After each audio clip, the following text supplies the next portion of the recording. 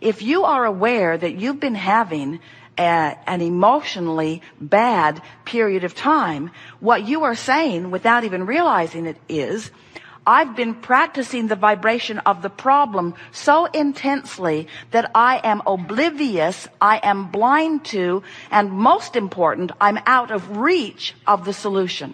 That's what it means. You cannot find a solution when you're knee deep, hip deep, eyeball deep in the problem. You just can't. You've got to find some way of putting some distance between you and the problem. And we're talking about a vibrational difference, but you've got to find a way to do it. Maybe it means walk away from it. Maybe it means change the channel. Maybe it means listen to some music. Maybe it means go get a massage. Maybe it means hang around with different friends. Maybe it means sleep a little more. Maybe it means meditate for sure a whole lot more. Maybe it means make more lists of positive aspects. It could mean any number of things, both action-oriented or focus-oriented. But what it means for sure is, if you are aware that you've been feeling more depressed than happy, or more sad than happy, or more overwhelmed than exhilarated, or more angry than joyful, if you are leaning in those directions, what it means is you've been letting the environment around you train you into a vibration that is not natural to you. And that's the thing that we so want you to hear. It's not natural to you. It's good for you to feel good, and it's natural for you to feel good. This is what you had planned. You said, I'll take a part of this energy that is me into a physical body, and I will explore an environment that will cause an inspiration of improvement. And when that inspiration flows forth from me as a result of my exploration of contrast, I will train myself into vibrational alignment with that furthest reaching aspect of me.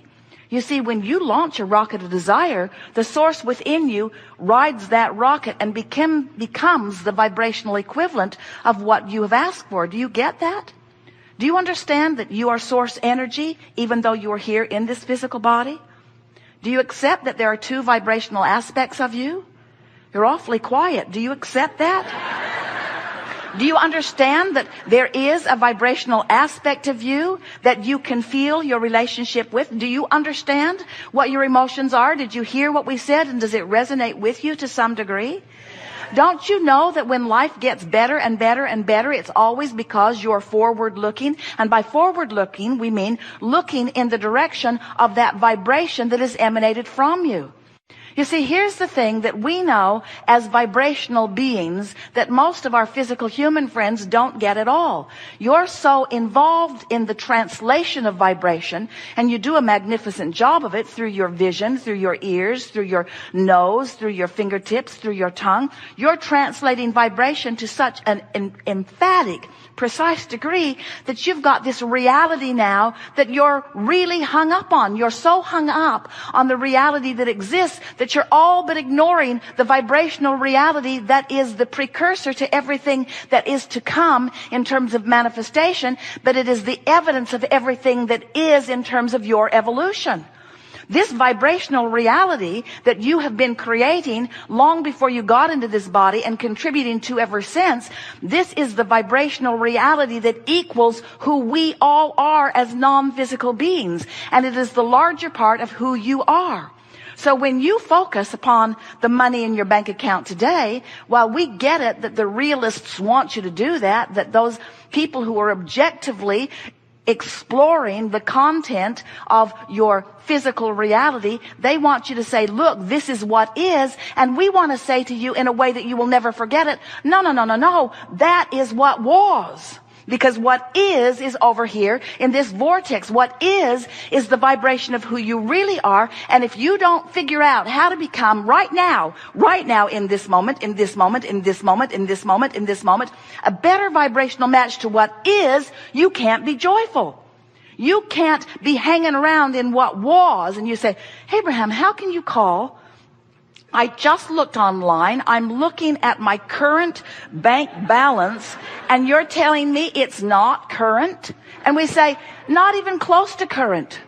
What's current is what you have amassed vibrationally. And you say, but Abraham, I can't spend vibration. And we say, you haven't tried.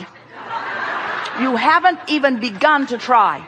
You are not cashing in your vibrational currency. You're not. You're hanging around, most of you, over here outside the vortex where everything that you want and everything that you have become is. You're hanging around outside the vortex and complaining about what is. And we say, it's old news. Let it go. Let it go. Because you know, when you had that gut-wrenching realization that you didn't have enough money, you put more vibrational financial currency into your vibrational reality. You did. And if we can convince you today of the reality of this vibrational reality and of the real timeness of this vibrational reality and of the present tenseness of this vibrational reality, and we can convince you in some small part to make a decision that you want to find a new addiction. You want to find a new addiction to the good feeling emotions that you only ever find when you're focused in your vortex or looking in the direction of it.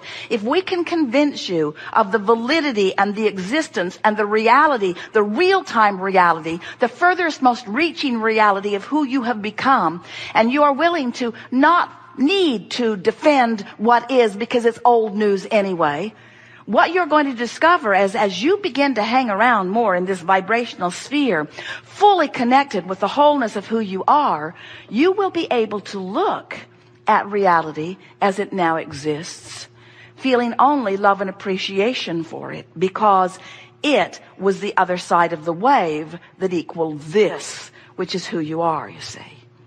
Now we know, as physical friends, explore the fullness of who you are. Over time, you have summoned a lot of fairy tales, analogies, parables, examples to try to help you to wrap your thoughts around who you really are. It's big who you really are.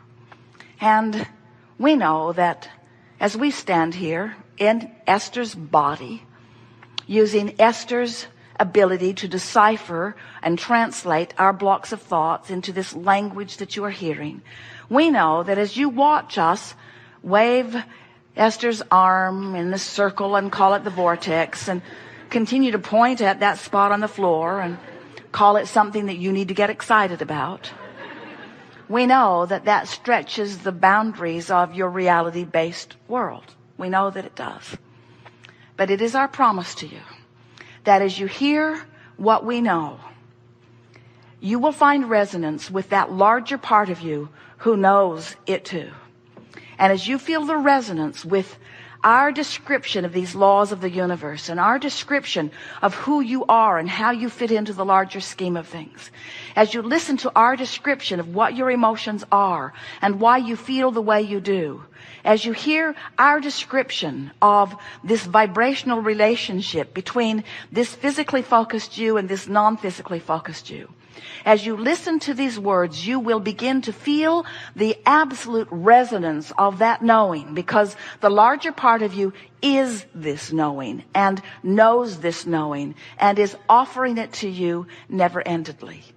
And as you listen and find resonance, you'll come into the vortex at least periodically during this time that we are here together today. And what you're going to notice as you come into this vortex is that not only do the things that we say make sense, but things that you've been living come into full, vivid form for you so that you have an understanding of what's being said here. In other words, words do not teach at all. It's only life experience that teaches. But as you feel the resonance, in other words, as we lure you inside this vortex and you get up to speed with the full knowing of who you are, everything about your life will begin to make sense to you. Not only everything about your life, but everything about everybody else's life also. You live in a universe, we all do, that is based upon this powerful law of attraction. And what that says is there is a frequency that you are emitting based upon the thought that you are thinking right now. that is accompanied by an emotion that is an indicator of all of that. But this thought that you are thinking is causing a vibrational emission that universal forces, basically the law of attraction, is responding to. In other words, you're getting back what you're giving out vibrationally. So if something is really bothering you and you're giving it a lot of attention, you are getting more evidence of it because of the attention that you're giving to it. Now, you knew that when you came, and you didn't see that as a bad thing, because as we were just explaining to you, the bigger the problem becomes, the bigger the solution becomes too. But if we were standing in your physical shoes, we would ask ourselves the question all day, every day: how much attention to the problem is the perfect beneficial amount? In other words, how much of a solution am I wanting to give birth to today? Because when you get out of balance between your problems and your solutions, you get overwhelmed. And then things begin to fall of their economic weight.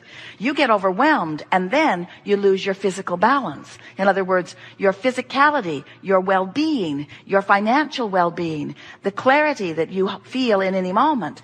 Everything about your experience is based upon your ability to balance this contrasting world in which you have deliberately focused yourself. We are here to say to you that we think that you are doing extremely well. You have come forth at a time when, for the most part, what you are living is in balance. But we know you to be, as a result of your assembling here with us today, those who are fine-tuning your experience, those who want to be deliberate creators, those who are no longer willing to just observe what's going on around and create by default. We can feel that you want to direct your thoughts, and we know that sometimes you get frustrated because it feels like in an avalanche of a negative thought, it's hard for you to find a thought that takes you into the vortex. We just want you to know that it's not only possible, it's probable. It's who you are. You were born to direct your thoughts by paying attention to the way you feel. So, we'll talk about it all day here today. It's our expectation that you will find yourself in the vortex over and over and over again. It's also our expectation that as a result of this conversation that we experience together here today, that we will undoubtedly take thought to places that it has not been before. And it is also our expectation that large numbers of you will find resonance with that new thought, and you will experience the deliciousness of what we are calling real-time living. In other words, part of a conversation that gives birth to a new thought that you are in the moment already up to speed with. When you're up to speed with the new thought, you are riding the crest of the wave in the process of creating, just like you knew you would when you made the decision to come into this physical body to begin with. Not one of you said, I'll go forth and suffer into expansion. Every one of you said, I'll go forth and think into expansion. I'll explore, and I will come to conclusions, and I will focus upon the best conclusion that I am able to conjure as I move along. I will be a deliberate creator. That's what you said. And we're here to remind you that you said it and that you meant it, and show you how easy it is to do it. What do you want to talk about? Some things? You've come wanting to visit.